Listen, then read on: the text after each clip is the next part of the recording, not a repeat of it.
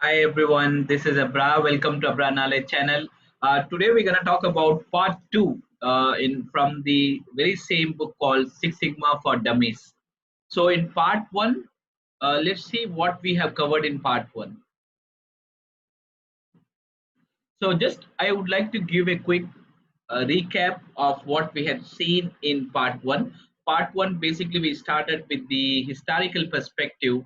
When did the Six Sigma concept evolve, and how did it evolve, and what shape it's now? So, as you all know, that Motorola was the company who come up with the concept called Six Sigma in 1980s, and after 8 years there is something called annual award being given for Six Sigma by in the name of Malcolm Baldrige. As I said about this person is a great personality. I would like to make one more exclusively video about it because actually what I feel is he has given so much for customer experience, customer index, and data analysis and all that. So maybe I another time another follow up video definitely I'll make on that part as well. So another perspective is 200, 200 until 2000, after 20 years, only 200 books were written. I'm talking about the journey from 1980s to 2000. Only 200 books were written for Six Sigma. And after that, it evolved so rapidly and exponentially. Now, if you Google it out, you will have 2 million plus search engine will throw out you. For example, if you say Six Sigma, if you say variation, if you say 2000 million search will come out from Google. So how fast, rapidly this topic has evolved. That shows that how it evolved. And why Six Sigma? We also ponder about a point called Six Sigma is basically aims to bring down the variation because variation is harmful to the process and we need to bring down to it. And we also talked about there are two perspectives. From the customer perspective, always customer looks for consistency. From the business perspective, always the company wants the good predictability. Why does the company want the good predictability? Because when you are able to predict much, you will be able to control the process much. That's the reason predictability is important as far as company is concerned. From the perspective of customer, consistency important. For example, take an example of mobile. Let's say uh, first thing what you look for is you look for whether the feature is consistent. For example, let's say you have the phone feature, and then you can just dial the number and have a phone call, and then the WhatsApp came, and then so if you are making that another product, so it can be add on, but the existing feature has to be consistent in terms of functionality, in terms of features, and those things had to be on at par. Yeah. So variation we conclude by saying like variation is inevitable. It is bound to happen, but there is a way in which we can control the variation. And we also saw a classical, profound example of a hospital. Let's say if the hospital operates at 3.8 sigma, that means in general term, in terms of percentage, you will have a 99 percentage accuracy. That means out of 100 patient, one it can have an incorrect prescription and all that. So from take an example of Six Sigma, that is the accuracy is 99.99966. So in this case, in 1 million opportunity, that means in Indian conventional language, like 10 lakhs, you can have 3.4 defects. Okay. So even if you take this paradigm into the company, a hospital operate at 3.8 sigma, if a hospital operate at 6 sigma. So if a hospital operates at 3.8 sigma, that means 48,000 death because of the hospital error. It can be incorrect prescription error, it can be due to machinery is incorrect, due to machinery malfunctioning, or it can be anything. General case study, yeah. So if it is Six Sigma, that means out of 1 million, we're talking about 1 million opportunity, yeah. So out of 1 million, 17 death can happen because maybe because of the incorrect prescription, incorrect setup and all that. So you see that how vital. Now we are talking about 99 versus 99.99. How big the difference when it comes to million opportunity. Take an example. Even if you say example of aeroplane, let's say aeroplane takeoff, and you can't say that out of 1 million or 10 lakhs opportunity I can have 3.4 takeoff can be failed. That is very dangerous. So that means they also need to go beyond Six Sigma. That is something called Seven Sigma. In Seven Sigma, the accuracy is 99.999999996. That means in 1 million opportunity you can have 0.02, less than one defect you can have. That means if you are making 5 million, that means only one possibility or possibility of error. That's what Seven Sigma is all about. So Seven Sigma is commonly used in any organization, widely embraced by automotive industry. Now all the industry follow Six Sigma. So that's what we had seen in quick recap part 1. Let's mull over part 2. So part 2 basically has got two things. One about the examining the principle. It talks about a lot of principle, what are the principle it has got and all that. The language of Six Sigma. That's what I like about this author. Author brings the very formal structure. So it used that what are the facts. In part 1 we had saw that what is the variation, what is mean by why we need to have a percentage, why ppm. In Six Sigma we all talk about the ppm, parts per million, not in a percentage, and so on. Now it gives further more context in this chapter 2. So totally it has 15 chapter. I will try to cover all of these things. So this is my second chapter on Lean Six Sigma from the book Six Sigma for Dummies.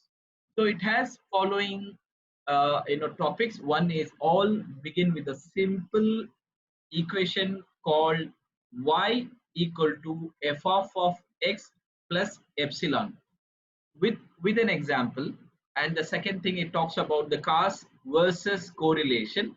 We're going to talk more about it. And common cause, what is meant by common cause variation, a special cause variation, short term drift, and long term variation. And we also will talk about the drift also as well. So variation, where does that variation come from? We're gonna learn about it.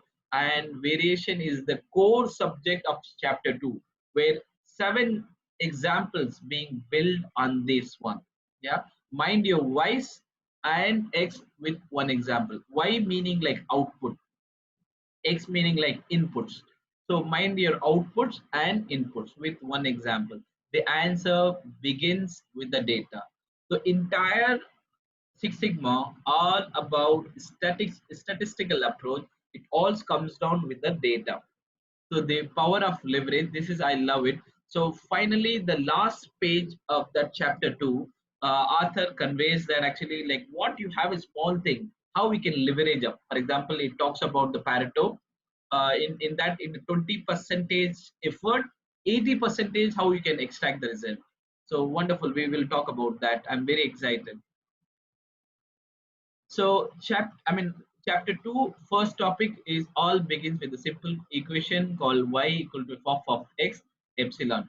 You know that y is the outcome or result, and x is nothing but input. For example, take an example t. You wanted to make a tea. So t is the output, that we call it as y.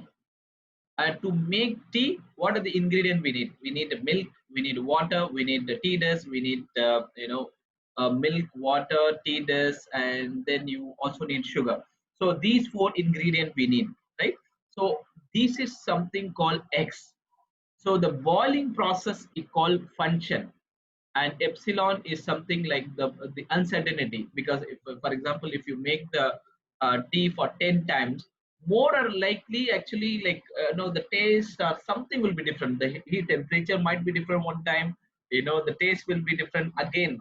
The operator is only, we are talking about only 1%, right?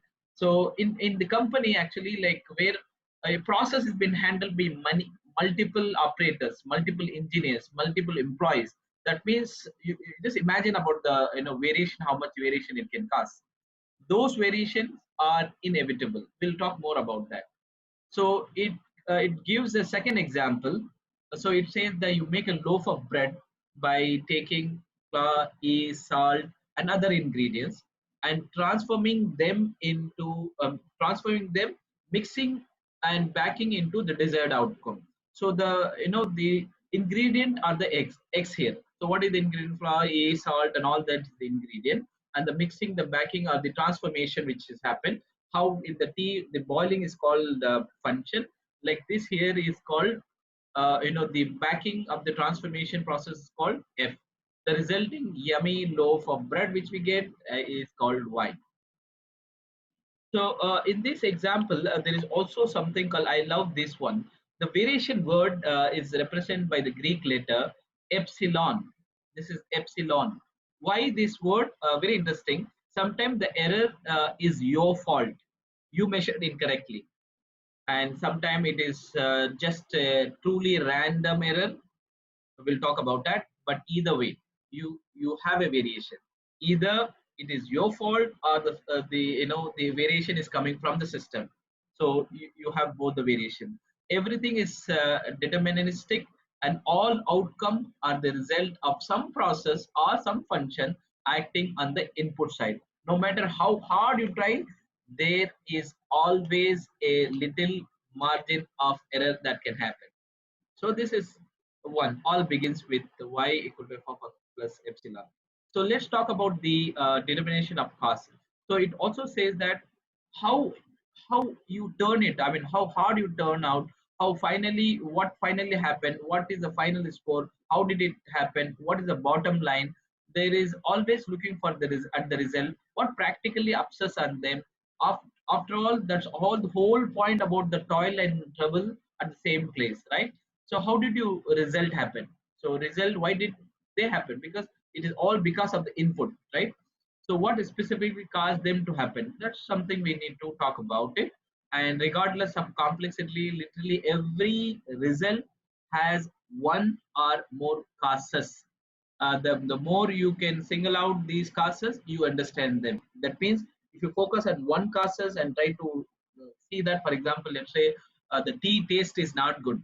So I need to, okay, there are four factors. It could be because of the less sugar or more sugar. It can be because of the high volume or high intensity of milk or low intensity. It can be high volume of water, less volume of water. It can be any other, and it can be any of these factors. Tea does also a factor, and brand is also a factor. All of these things, right? So we need to figure out among x1, x2, x3, x4. So which is causing the trouble? That's what we need to find out. So, and also is there, beware of superstitious dilutions. That's it. Correlation doesn't imply causation. What is mean by that is the more you understand the cause and effect relationship, the cause meaning like reason, effect is because of that cause, what is the effect relationship between inputs and the outcome. The better you can predict, determine, and control the result. That's what the entire chapter 2 deals about it. So why do we need, in the first point I talked about, every company wants a better predictability. Why the predictability is important? They can predict, they can determine and control the process. Conversely, the less you understand the relation between input and output or action, the more difficult it is determine and control the results. So that's what it is. Don't confuse with the coincidence and correlation with the cause and effect. And then in the last is determination is proactive. It sum up the point by saying like, let go of all excuses about why you can't do something. Let go of all excuses and justifying a tendency to be medico, and realize that you can do much more than you may think. uh, pro- Proactivity, the willingness to do something which will with the determinism.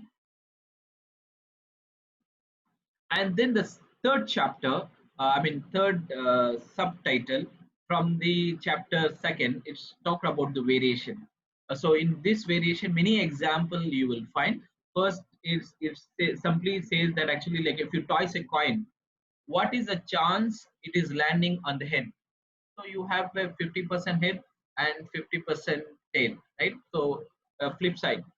So therefore, if you toss a coin 10 times, again, in the power of 10. That means you have more possibilities. You cannot guarantee that 50% you will get head and 50% you will get tail, right? But it will be much closer to the mean. So get the mean. Mean meaning like average. In Six Sigma language, it is also called average. X bar. If you talk about the grand average, is called X double bar. X double bar meaning like entire average. If you measure the occurrence of something many a times, okay, and is going to vary around some average or mean. This mean is a central tendency of the process. For example, let's say 10 times you coin it, you cannot be sure that 50% you will get hit and 50% you will get, because the chances are completely vary and you might not get it. Flip that coin enough time and you will see that the mean will towards 50 percentage. You will have a mean that will even 50 percentage, it will be, I mean, your result will be closer to the mean. Let's say mean, we are talking about 50 here. And then it also talks about variation obsession. It talks about let's say you have a school bus arrives at 7:17, and the later it comes like 7:22. One day it comes like 7:50. You all have a variation, right? Even in the seconds you have variation, minutes you have a variation, right? So variation happens. This is the conclusion. I like the way it concludes. First, it talks about the coin example. It talks about singularity. Just one coin, you have you have a almost like good predictability. Yeah, 50%, 50%, and then you just increase the samples. Like say 10 coin, 10 times you just toss up, and you will not be able to predict that 50% you will get it, but your value will be towards the mean, that is average. And then it talks about the school bus. In a school bus, actually how it comes like 7:17 time, 7:22 one time, and 7:15 one times, and all that. So variation happens again in chapter 2. That's the conclusion. And you play ground, and this is very example of goal. Let's say golf, or let's say take an example of football. So the football, if you notice, is actually every professional player, they try to make it into the center, the uh, centric point. Why? Because if they try to do it anything like right side, extreme right, or extreme right, the tendency that it can flip outside also as well. It will not be become a goal. So they will have something like on the center, so that even if it flip, it can be within the goal, right? So that's something it talks about. Where does the variation come from?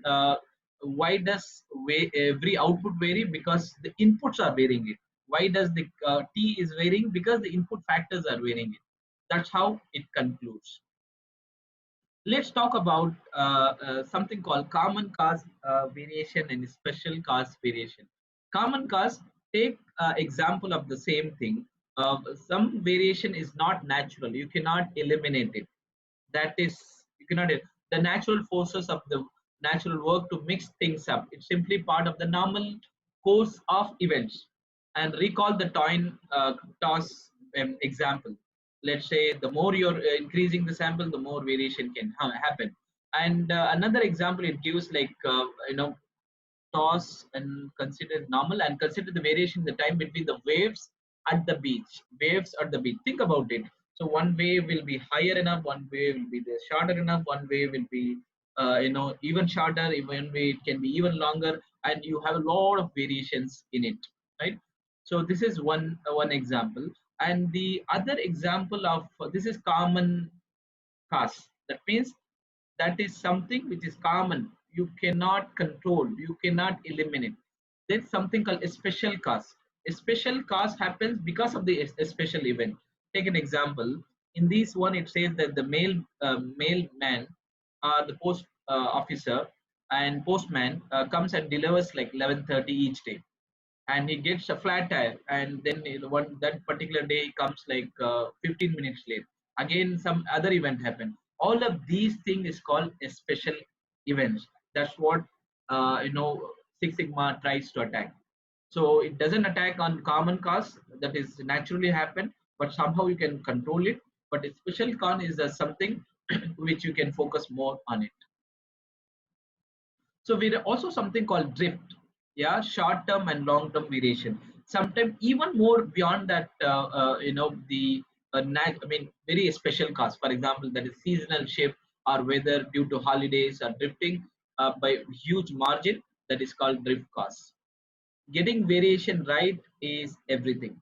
So we learn about the common cause variation, we learn about the special cause variation. Common cause is a very natural one, special cause by an event, and it also says it is work to reduce the special cause variation. So that means now you understand common is something is inevitable, it is very difficult because it is bound to happen. A special is a special event, no, a special cause is a special event. So that's what it tries to avoid it. So we can just have the causes which is common and the special, and tries to attack the special causes. So it says like example, if a coffee house first eliminate the special employee to employ difference in making a coffee of making a cup of coffee, it can then effectively work in improving the inherent, the common cause quality of the coffee itself.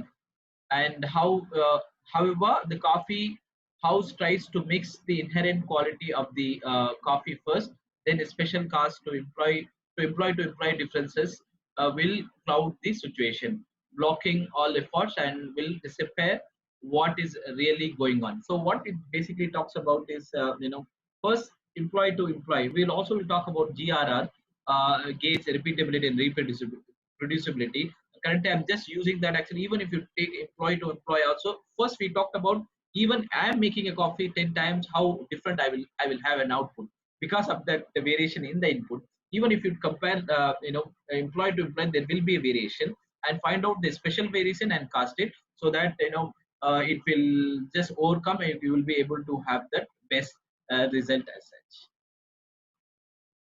The next one is mind your whys. Now you got to know that it's very clear that y meaning like output, x is meaning like input.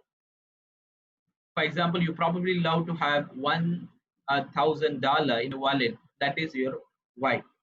You would like to have $1,000 to measure how they are doing on this objective. A person could open his wallet each day, count how much money how much money is there. He would probably discover that this performance towards the objective is well below what he wanted. Let's say the person could then analyze the situation, discover that the amount of money in his wallet is a function of how much money he earns, how much money takes in taxes, how much spends in necessities. These are all the whys. How by reducing the unnecessary expenditure, necessities and all that, you can have we could have the savings as such. All begins with the data. So entire things begins with the data. So anything, whether it's a discrete or continuous data, discrete mean countable, quality data, pass fail and all that, or measurement data, that is continuous data, measurable data. So all we need to have a data. So the bottom line on measurement, measuring your Y's, that is output, X is your input, your first step towards a greater efficiency and effectiveness. It is the first step towards citizenship in the Six Sigma world of data oriented thinking. So this is my last slide, the power of leverage. Here the author tries to sum it up everything, and then it says that the vast majority of, I mean, I would like to share this example. If you would ever try to move a huge rock or boulder, even if you're washing machine, you can appreciate the meaning of leverage. While you might lift and pull on it with all your strength, the boulder won't budge. But if you use a long metal pole and object for fulcrum, you maximize the force of your limited distance, and you can use the leverage to move the rock and accomplish your goal. And life is like that. You have to expend a little effort to find the leverage, and when you do that, it catapults you or your problems and through the obstacle and that stand between you and your goal. In Six Sigma terms, leverage is the ability to apply the critical inputs, that is X, that is to have the greater output, that is Y. So that what it concludes. It also says that it all comes down to finding those critical few that give the leverage, and then vital few will enable. So here it sum it up something about Pareto. Pareto, you all might be vital few and trivial many, like 80 to 20 principle.